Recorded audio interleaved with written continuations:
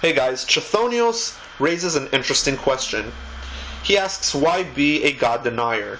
By God denier, he's referring to people that say God does not exist, like me, and in contrary to people who say God might exist, but I don't believe in God because there's not enough evidence. So, the reason why I'm a God denier, personally, is because I think that saying that God might exist is faulty logic. I think that it's wrong to give legitimacy to pretty much every single idea simply because you don't have any evidence for the contrary. And people apply this same reasoning for pretty much everything else except God. This is a type of natural skepticism that can be flexible. You can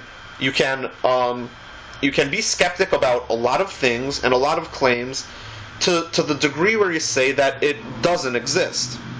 But when it comes to God, somehow God is an exception to this.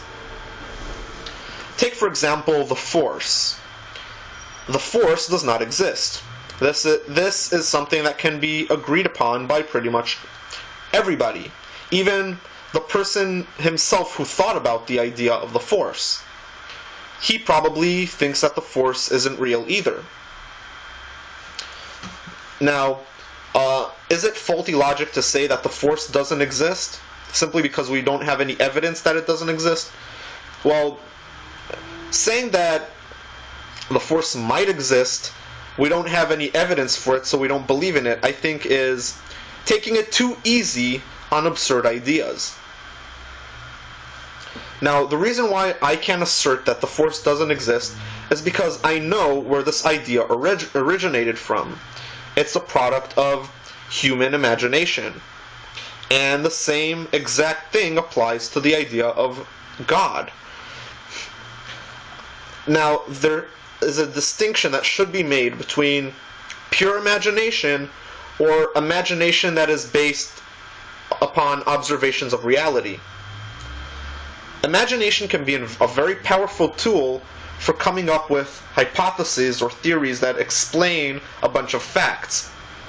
But when absolutely no facts are involved, instead intuition and human experience are used instead of facts, then that idea deserves absolutely no attention, no consideration, and no legitimacy.